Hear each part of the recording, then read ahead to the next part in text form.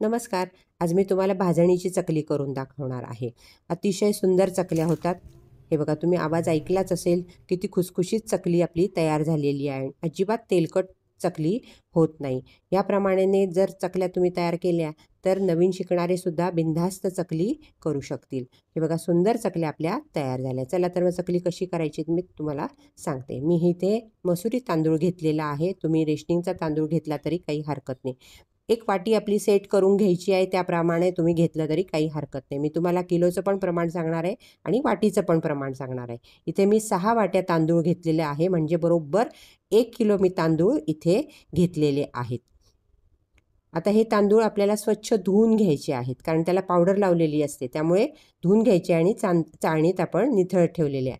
एका ओढणी घ्यायची आहे किंवा कॉटनचा कपडा घ्यायचा आहे आणि त्यावर हे तांदूळ आपल्याला पसरून ठेवायचे आहेत. 1 ते 1.5 तासासाठी हे तांदूळ आपल्याला पंख्याखाली वाळवून घ्यायचे आहेत. छान पातळ मी पसरवून घेतलेले आहेत. तोपर्यंत आपण डाळी काढून घेऊया.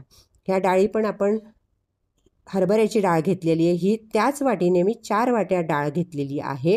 हरभऱ्याची डाळ घेतलेली आहे. ही 650 ग्रॅम डाळ झालेली आहे. ही आपल्याला आता धुवायची नाही आहे. फक्त कपड्याला ही डाळ आता पुसून घ्यायची आहे. त्यानंतर घ्यायची आहे उडदाची डाळ. हे त्याच वाटीने ही 2 वाट्या डाळ घ्यायची आहे. उडदाची डाळ 350 ग्रॅम ही डाळ घेतलेली आहे मी. हे बघा, ही 350 ग्रॅम डाळ आहे. त्यानंतर घ्यायची आहे आपल्याला मुगाची डाळ. ही 1 वाटी घ्यायची आहे. ती 165 ग्रॅम भरलेली आहे. त्याच वाटीने आपल्याला साबुदाणा घ्यायचा आहे. 1 वाटी साबुदाणा घ्यायचा आहे. तो 130 ग्रॅम साबुदाणा भरलेला आहे. त्यानंतर आपल्याला गहू घ्यायचे आहे. हे सगळं मी तुम्हाला मोजून दाखवते आहे. ते 160 ग्रॅम साधारण गहू झालेले आहेत. आणि आपल्याला धणे घ्यायचे आहेत.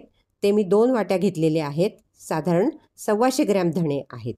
आणि त्यानंतर आपण घेणार आहोत जिरं. ते पाऊण वाटी जिरं घेतलेलं आहे मी, म्हणजे साधारण 60 ग्रॅम जिरं घेतलेलं आहे. आता आपल्याला तांदूळ फक्त धुवायचे आहे आणि पसरून ठेवायचे आहेत. या डाळी मात्र आपल्याला एका कपड्याला पुसून घ्यायच्या आहेत.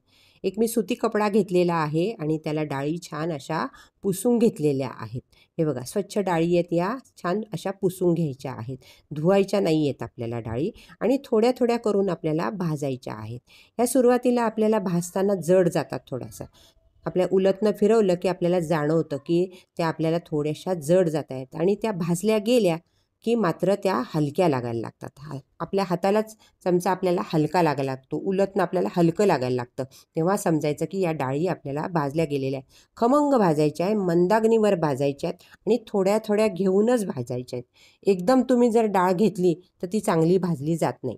आता एका ओढणीवर किंवा साडीवर तुम्ही ती पसरून ठेवायची आहे गार होण्यासाठी. हे सगळे मी डाळ आता प्रथम भाजून घेणार आहे. हे बघा, खमंग आपली डाळ भाजली जाते आहे. घाई करायची नाही आहे भाजणी करताना. मंदाग्नीवरच सगळ्या डाळी आपल्याला भाजून घ्यायच्या आहे. कुठेही चटका बसलेला नाही आहे, काळी झालेली नाही आहे किंवा कच्ची पण राहिलेली नाही आहे.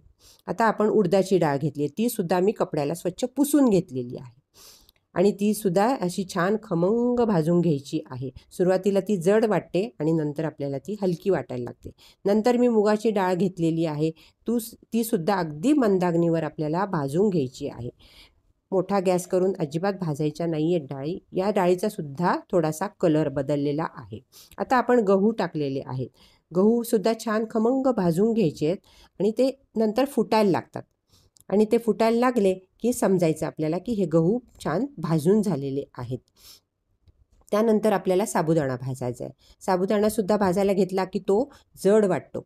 भाजता भाजता आपल्याला तो नंतर हलका लागायला लागतो. हलका लागायला लागला की समजायचं की हे साबुदाणा आपला भाजून झालेला आहे. मी आता तांदूळसुद्धा भाजायला घेतले. सगळं थोडं थोडं करून आपल्याला भाजायचं आहे. एकदम आपल्याला घाई करायची नाही आहे. एकदम तांदूळ ओतायचे नाही आहे. हे बघा, हे याचासुद्धा रंग आपला बदललेला आहे. आणि आता आपण घेतले धणे. हे सुद्धा मी घेतले गावरान धणा घेतलेला आहे. याचा वास आणि चव छान असते, म्हणून हा गावरान धणा घ्यायचा आहे. इंदुरेपेक्षा मी गावरान धणा घेते. थोडेसे भाजत आले धणे, वास खमंग सुटला की मग त्यात जिरं टाकायचं आहे. आणि आपल्याला नंतर त्याच कढईत हे ठेवायचं आहे, म्हणजे छान खमंग भाजून होतात. ही सगळी आपली भाजणी भाजून तयार आहे. बघा, एका कपड्यावर मी पसरून ठेवलेली आहे.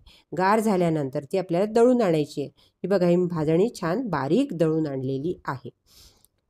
बारीकच दळून आणायची आहे, होता होईल तो डाळीवर आपल्याला दळून आणायची आहे. आता त्याच वाटीने मी 3 वाट्या पीठ घेतलेलं आहे. भरून चांगलं पीठ घ्यायचं आहे आणि एकीकडे मी तेलसुद्धा तापत ठेवलेलं आहे. आपल्याला 1 चमचा ते 1.5 चमचा तीळ घ्यायची आहे आणि त्यातच टाकायचं आहे आपल्याला तिखट.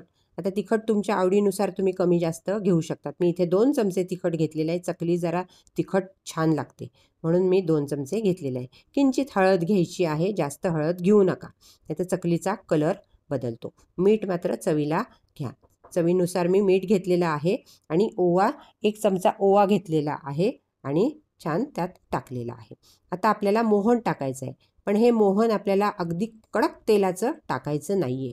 आपल्याला याला कोमट तेलच वापरायचं आहे. अगदी कोमट तेल करायचं आहे आणि ते टाकायचं आहे. आता मी हा चमचा पोहे खायचा चमचा आहे तो भरून मी 4 चमचे मोहन टाकलेलं आहे. आता हे सगळं आपण हाताने कालवून घ्यायचं आहे. आता हे मोहन छान पिठाला आपण कालवून घ्यायचं आहे. अगदी दोन्ही हाताने त्याला चोळून चोळून छान लावून घ्यायचं आहे. अगदी कणाकणापर्यंत ते मोहन त्याला लागलं पाहिजे इतकं छान त्याला लावून घ्यायचं आहे आणि मूठ वळली गेली पाहिजे इथपर्यंत आपल्याला मोहन टाकायचं आहे. इतकं मोहन आपल्याला 4 चमचे पुरे होतं ते तेल. हे बघा, हे छान असं दोन्ही हाताने मी कालवून घेतलेलं आहे आणि हे बघा असा लाडू तयार झालेला आहे आणि अगदी उकळतं पाणी घेतलेलं आहे मी आणि आता छान कालवून घेणार आहे मी. हे बघा, उकळतं पाणी घ्यायचं आहे बरं का. तेल मात्र कोमट घ्यायचं आहे आणि पाणी मात्र उकळतं घ्यायचं आहे. हे छान असं कालवून घेतलेलं आहे आणि आता आपल्याला 15 ते 20 मिनटासाठी हे असं झाकून ठेवायचं आहे. हे बघा, हे असं कालवून घ्यायचं आहे, एकजीव झालेलं आहे ते आणि असं आपल्याला झाकून ठेवायचं आहे आणि नंतर आपल्याला मग भिजवायचं आहे. हे मी असं झाकून ठेवलेलं आहे आणि 15 ते 20 मिनटानंतर मी उघडलेलं आहे आणि आता याच्यात पाणी घ्यायची काही आवश्यकता नाही. हे छान असं कालवून घ्यायचं आहे आणि गोळा तयार करायचा आहे. आता हा गोळा फार घट्ट तयार करायचा नाही आहे. घट्ट तयार केला तर तुकडे पडतात आणि खूप पातळ केलं तर काटे येत नाही चकलीला. दोन्ही गोष्टी असतात, त्यामुळे मीडियम हे भिजवायचं आहे. तेवढंच आपल्याला पाणी पुरे झालेलं आहे. अंदाजानेच पाणी घ्यायचं आहे. एखाद्या तांदळाला जास्त पाणी लागतं, एखाद्या तांदळाला कमी पाणी लागतं, त्यामुळे अंदाज घेऊन हे भिजवायचं आहे. छान कुस्करून घेतलेलं आहे मी आणि आता आपल्याला चकल्या पाडायच्या आहे. हे थोडंसं पीठ घेतलेलं आहे मी परातीत आणि बाकीचं मी झाकून ठेवलेलं आहे. किंचित पाणी लावून मी हे मळून घेतलेलं आहे, म्हणजे मऊ करून घ्यायचं आहे आपल्याला.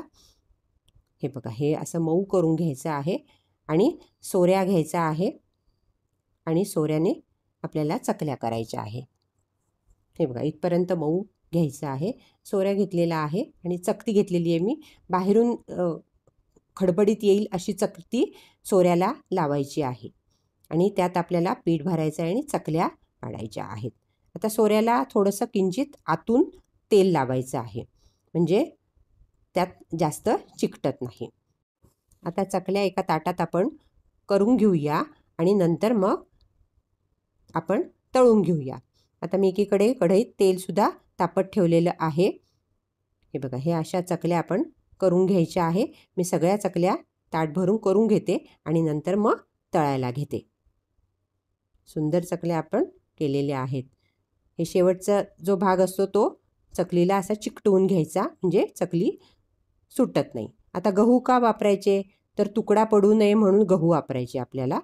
हे बघा, हे अशा चकल्या सोडायच्या आहेत आणि मस्त तळून घ्यायच्या आहेत आपल्याला. हे बघा, छान मस्त कुरकुरीत तळायच्या आहेत बरं का.